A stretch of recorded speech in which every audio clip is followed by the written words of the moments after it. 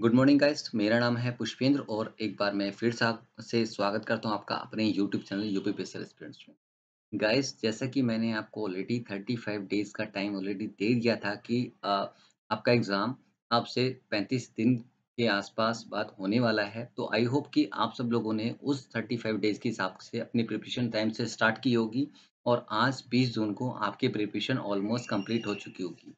फिर भी ये वीडियो मेरा लाने का मकसद ये है कि बहुत से ऐसे बच्चे हैं जिन लोगों ने लास्ट टाइम पे इस पे ज़्यादा ध्यान दिया मेरिट में नंबर लाने के लिए, लेकिन कंप्यूटर कई लोगों का ऐसे मेरे पास कॉल्स आए जिन्होंने कंप्यूटर जिनका लास्ट टाइम तक भी उतना रेडी नहीं रहा है। सो गाइस, अभी ये वीडियो इसी के रिगार्डिंग है कि कंप्यूटर को निकालने के लिए क्या आपके एग्ज़ाम में स्ट्रैटेजी होनी चाहिए कि अगर आपका सिलेबस 100% नहीं भी हुआ है, आप अगर अपना सिलेबस 70% 80% भी कर पाए हैं, तो आप कैसे अगर आज आप मॉक में 20 से 25 के बीच ही नंबर बना पा रहे हैं, तो कैसे आप अपने नंबर बढ़ा सकते हैं? किस तरह से एग्ज़ाम को हल करें और क्या आपकी वहाँ स्ट्रैटेजी होनी चाहिए? कितने क्वेश्चन्स आपको टोटल अटेम्प्ट करने चाहिए? यही सब मैं इस वीडियो में बताने वाला हूँ आपको, जिससे कि ऐसे एस्पिरेंट्स को ज़रूर हेल्प मिले जिनकी प्रिपरेशन अभी कंप्यूटर की पूरी अच्छे से स्टार्ट नहीं है। तो गाइस, ये वीडियो उन्हीं लोगों के लिए है जिनको अभी कंप्यूटर में लगता है कि कंप्यूटर उनका निकलना थोड़ा-सा दिक्कत उनको लग रहा है। तो गाइज़, जैसा कि आपको देखिए कि मैं पहले भी अपने वीडियोज़ के थ्रू से पहले भी मैंने बताया है कि ये सारे टॉपिक्स आपको कम से कम क्वालीफ़ाई करने के लिए इतने टॉपिक्स आपको करने पड़ेंगे। आपने सी छोड़ दिया, इतनी दिक्कत नहीं है। पाइथन छोड़ दिया, इतनी दिक्कत नहीं है। लिब्रे छोड़ दिया, तब भी दिक्कत नहीं है इतनी। लेकिन बाकी टॉपिक्स अगर आपने 100% कवर किए हैं, तब भी आप 25 से 30 नंबर आराम से बना जाएँगे। जैसा कि आप इस मेरी स्लाइड में देख पा रहे हैं कि MS office operating system, memory, storage, number system, HTML, ठीक है, सीपीयू, ईमेल और एस्काई कोड, ओएसआई मॉडल, ठीक है, टोपोलॉजीज़ हो गए, प्रोटोकॉल्स हो गए, कीज़ हो गई, ठीक है, नेटवर्किंग और ये सारी चीज़ें जितनी भी मैंने आपको बताई थी, एटलीस्ट आपने अगर इतना स्ट्रांगली कर लिया है कि इनमें से क्वेश्चन कहीं से बनता है और वो आप कर सकते हैं, तब भी आप एग्ज़ाम को ईज़िली क्वालीफ़ाई कर सकते हैं। तो ये दोस्तों वीडियो मैंने एग्ज़ाम के कुछ टाइम बाद जब आपके एप्लीकेशन फ़ेल हो गए थे, उसके कुछ टाइम बाद मैंने डाला था, जिससे कि आप लोग अपना स्टडी प्लान कर लें और इसके बाद बीच में यही मैंने स्टडी प्लान एक बार फिर अपडेट आपको किया था कि आपको कितने दिन के हिसाब से अभी क्या प्रिपरेशन करनी चाहिए। आई होप आपने थोड़ा बहुत इससे मिलते-जुलता भी प्रिपरेशन अगर स्टार्ट कर दी थी उस समय पे, तो आपकी प्रिपरेशन काफ़ी स्ट्रॉन्ग हो गई होगी इन कंप्यूटर। देन अभी ये सारी चीज़ें थे, साथ में मैंने एडवाइस किया था आपको कि आप किस-किस सोर्स से आप पढ़ सकते हैं। रूरल एजुकेटर, क्योंकि यूट्यूब चैनल के पढ़ाने का तरीका बहुत ही सिंपल और सरल है। थोड़ा-सा ईज़ी टू मॉडरेट लेवल का पहले पढ़ाया था, लेकिन अब इस बार की जो इन्होंने प्रीड बैच में पढ़ाया है, वो थोड़ा एडवांस पढ़ाया है, तो मुझे इनका थोड़ा इसलिए बेटर लगा। साथ में जिनसे मैंने खुद पढ़ा था, मनीष सच्चर आईसी अकेडमी वाले, उनका मैंने आपको, ठीक है, अदर सोर्सेज़ भी थे जो मैंने आपको दिखाए थे। तो चलिए अभी फ़िलहाल मैं बात करता हूँ सिर्फ़ इसके लिए कि एग्ज़ाम में हम लोग क्या करें, जिससे कि अगर मेरे आज घर पे 20, 22, 23, 24 नंबर आ रहे हैं, 25 तक नहीं आ रहे हैं या 26, 27 भी आ रहे हैं, तब भी आप किनारे पे हैं।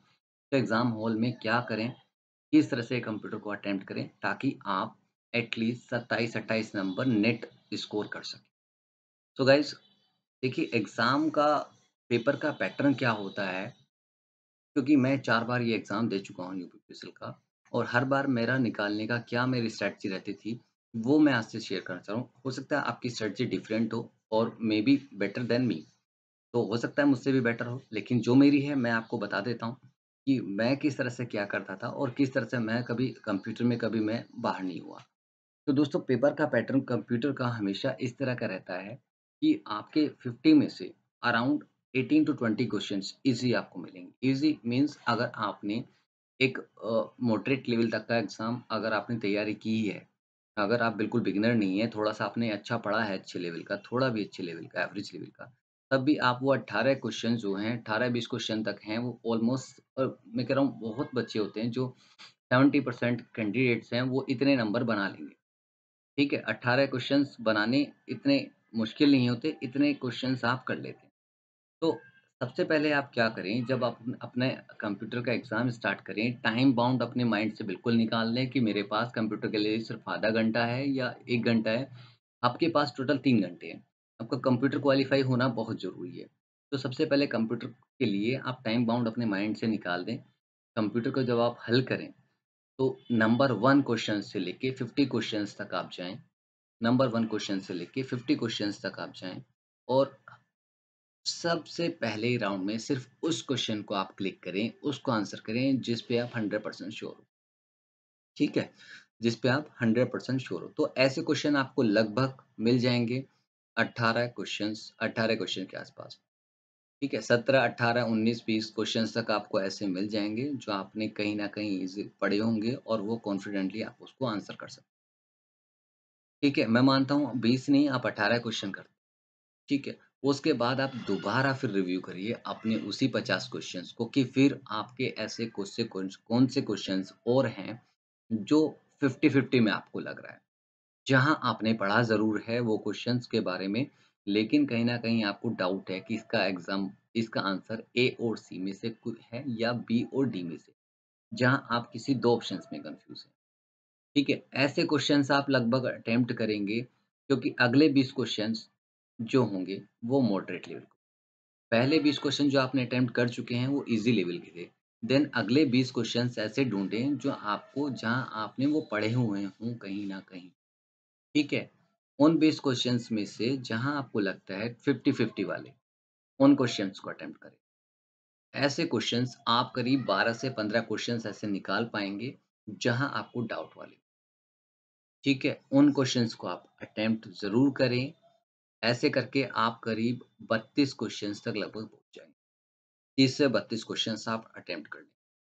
अब इन 30-32 क्वेश्चन यानी कि आपने अगेन जब सेकंड राउंड आपने लगाया, तो आपने करीब 12 से 14 क्वेश्चन अटेम्प्ट इन 12-14 क्वेश्चन्स में से आप देखेंगे जब आपकी आंसर की आएगी क्योंकि आपने कहीं न कहीं लॉजिक इस्तेमाल करके वो अटेम्प्ट किया है। ऐसा नहीं कि आपने सिर्फ़ तुक्के मारे हैं।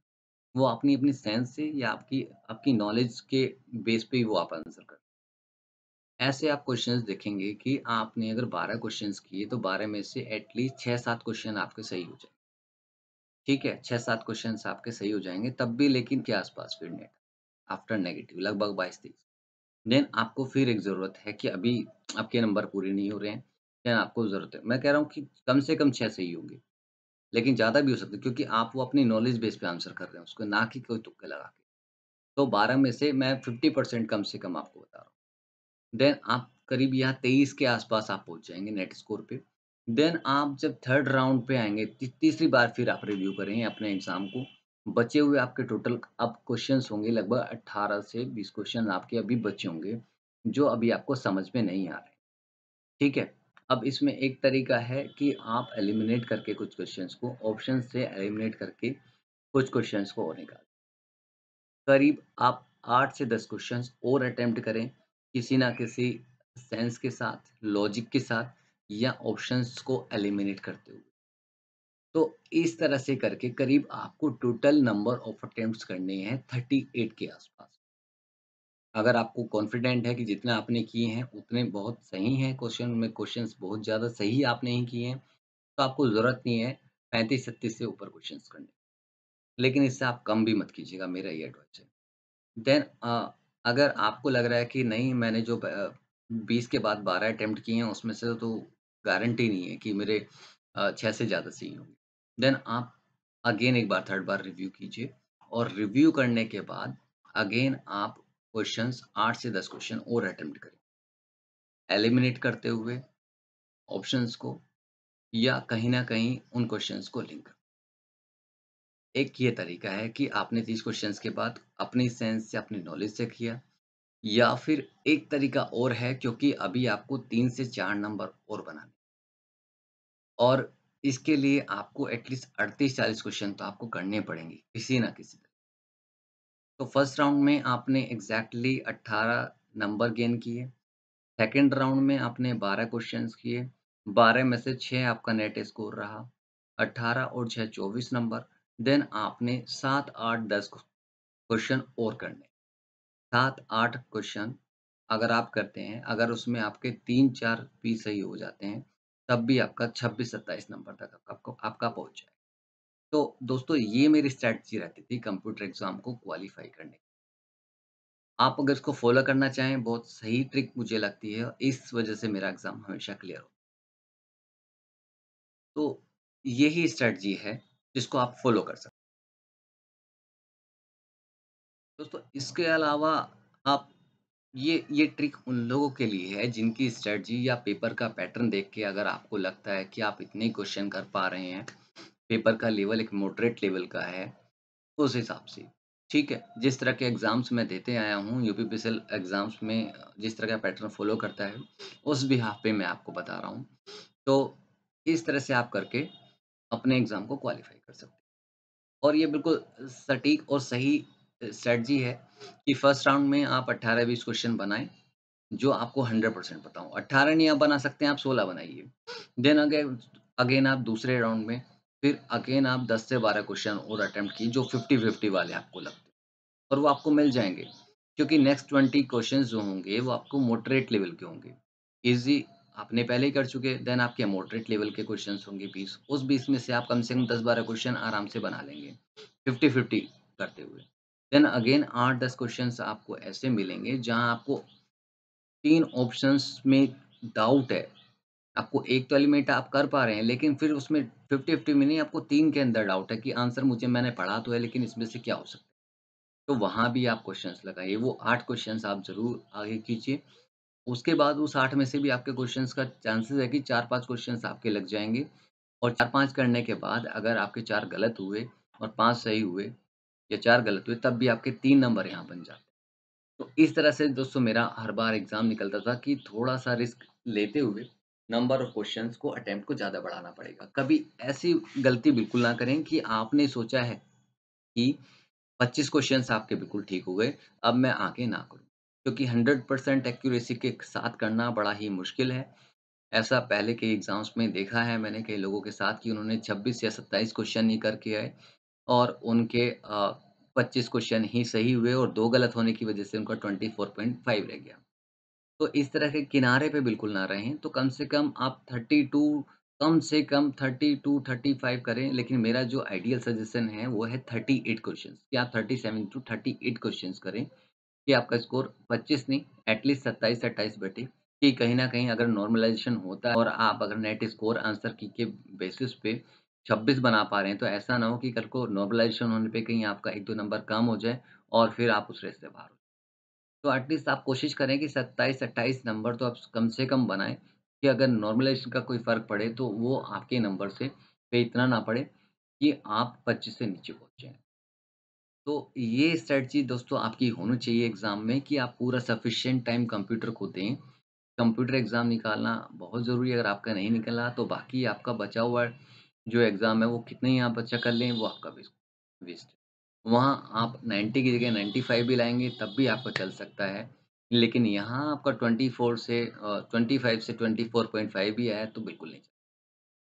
तो दोस्तों इसके अलावा और भी कुछ आप लोगों के डाउट्स थे कि इस तरह से अभी ये इतना पढ़ने के बावजूद भी अभी कॉन्फिडेंट नहीं लग रहा है और कैसे ये प्रेशर को हम हैंडल करें, ऐसा लग रहा है कि कुछ पढ़ा ही नहीं है। दोस्तों ये सभी के साथ होता है क्योंकि हमारे पास बहुत लिमिटेड टाइम होता है और इतने लिमिटेड टाइम में अनलिमिटेड सिलेबस को इतना कवर करना, वो एक हमारी स्टोरेज पावर उतनी नहीं है कि हम चीज़ों को रख सकें रिटेन करके। लेकिन जब हम एग्ज़ाम में बैठते हैं, आप विश्वास कीजिए जब आप एग्ज़ाम में बैठेंगे, आप ज़्यादा बेहतर परफ़ॉर्म कर पाएँगे अगर आपने रिविज़न अच्छे से किया है। तो अपने आप पे कॉन्फिडेंट रहें।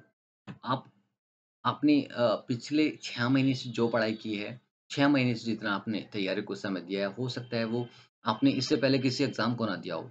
और अपने आप को कॉन्फिडेंट रखें कि आप तैयार हैं, now you are ready for exam और आप कल से बेहतर आज आप अपने को आपने बना लिया है, इस एग्ज़ाम के लिए, जो आपका अब 2 दिन बाद ये एग्ज़ाम होने वाला है।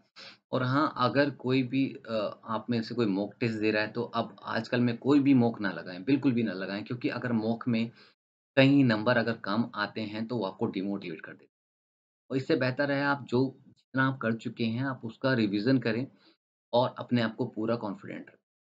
और अब बचे हुए समय में सिर्फ़ आप रिवीज़न करें और रिवीज़न के अलावा और कुछ नया पढ़ने की कोशिश ना करें क्योंकि आप नया पढ़ेंगे और पुराना भी रिवाइज़ नहीं कर पाएँगे और नया पढ़ने के बाद उसको रिवाइज़ नहीं कर पाएँगे, इतना टाइम नहीं है कि आप नया पढ़ भी लें और फिर उसको अच्छे से रिवाइज़ भी कर लें। इससे बेहतर है कि आपने जितना पढ़ा है, उसको अच्छे से रिवाइज़ करें और फुल कॉन्फिडेंस के साथ एग्ज़ाम में जाएँ कि आपने जितना पढ़ा है एट लीस्ट उसमें से तो आप कुछ नहीं छोड़ के आएँगे।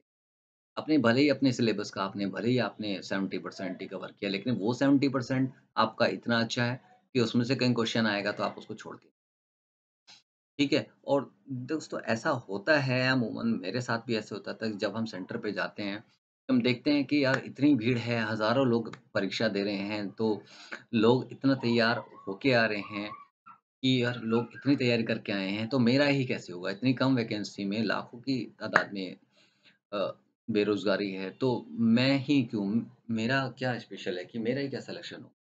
तो दोस्तों ये बिल्कुल आप निकाल दें अपने माइंड से क्योंकि जो आप हैं वो सबसे अलग हैं, आपकी जो कैपेबिलिटी है वो सबसे अलग है। तो उस भीड़ से आपको कोई लेना-देना नहीं है। हज़ारों लोगों की जो भीड़ आपको मिलेगी वो सिर्फ़ भीड़ है, वो कॉम्पिटिशन नहीं है। कॉम्पिटिशन कुछ चुनिंदा लोगों में है, आप हैं और आप जैसे कुछ लोग सिर्फ़, ठीक है? साथ में आप परीक्षा केंद्र के साथ में आप जब परीक्षा सेंटर में आप रूम में जाएँ, तो एग्ज़ाम से पहले आप किसी से बात करने की कोशिश ना करें कि भाई तेरी क्या तैयारी है? तेरी तूने कहाँ से पढ़ा था, कहाँ से पढ़ा था? क्योंकि मेरे साथ भी ऐसा होता था, कई बार हम देखते थे कि एग्ज़ाम से पहले कि आस-पास बैठे वाले आते थे, बड़े अच्छे से पानी की बोतल-वोतल निकाली, पेन, पेंसिल सब सामान रखते थे टेबल पे सजा के और लगता था कि यार ये लोग तो बड़ी तैयारी के साथ आए हैं। इनकी तैयारी अच्छी है, इनका एग्ज़ाम अच्छा जाएगा और मैं तो ऐसे ही आ गया हूँ बस उठ के, मैं तो कोई तैयारी के साथ ही नहीं आया हूँ। तो ऐसा नहीं है दोस्तों, आपकी तैयारी जो है वो आप में खुद बहुत अच्छी तैयारी आपने की है, तो अपने ऊपर कॉन्फिडेंट रहें। जब हम एग्ज़ाम देने के बाद निकलते हैं और जब हम एग्ज़ाम को कंप्लीट कर लेते हैं, तब हमें पता चलता है कि आस-पड़ोस वाले हमारे क्या कह रहे हैं। तब आपको उनकी बात सुन के लगेगा कि अरे यार! कंप्यूटर बड़ा टफ़ आया था। यार मेरा तो समझ में नहीं आया, सारा दिमाग माइंड के ऊपर से निकल गया। ऐसे लोग आपको आस-पास में बैठे हुए आपको मिलेंगे। तब आपको इतना कॉन्फिडेंट फ़ील होगा एग्ज़ाम देने के बाद कि यार नहीं, मैं इन लोगों जैसा नहीं हूँ, I am better than others. तो जो भी आप करके आएँगे वो अदर लोगों से बहुत अच्छा करके आएँगे। मुझे भी विश्वास है आप पे और आप लोगों को भी इस बात का पूरा विश्वास होना चाहिए। ठीक है? तो जो भी लोग ये कह रहे हैं कि मैंने कोर्स कंप्लीट कर लिया है अब लेकिन ऐसा लग रहा है कुछ नहीं पढ़ा, तो इस बात को आप अपने माइंड से बिल्कुल निकाल दीजिए कि आपने कुछ नहीं पढ़ा है। आप विश्वास कीजिए, आपने जितना टाइम इस एग्ज़ाम के लिए दिया है, जितनी मेहनत आपने इस एग्ज़ाम के लिए की है, बहुत चुनिंदा लोग कर रहे हैं और आप उन टॉप स्टूडेंट्स में होंगे, जो अगले फ़ेज़ के लिए शॉर्टलिस्टेड होंगे, अगर आपने ईमानदारी से पढ़ाई की। ईमानदारी से आपने पढ़ाई की है, भले ही आपको ये लग रहा हो कि ऐसा लग रहा है कि आपने कुछ नहीं पढ़ा है।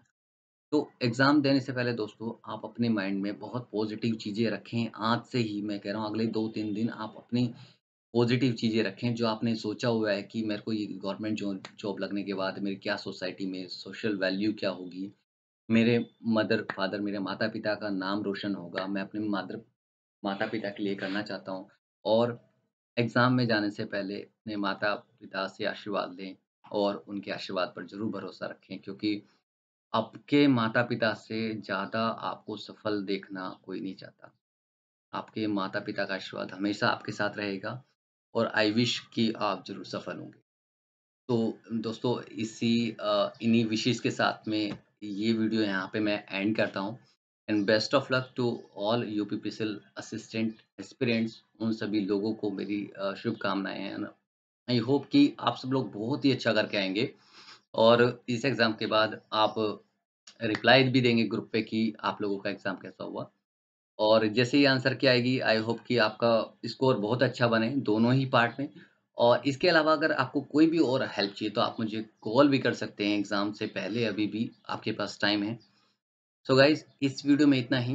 Best of luck to all of you. आप एग्ज़ाम में जाएँ फुल कॉन्फिडेंस के साथ और बिल्कुल भी मन में कोई शंका या कोई दुविधा नहीं होनी चाहिए एग्ज़ाम में जाने से पहले। आपने बहुत पढ़ा है, बहुत अच्छे से पढ़ा है। कॉन्फिडेंट होके जाएँ और एग्ज़ाम को फोड़ के आएँ। So guys thank you, bye bye.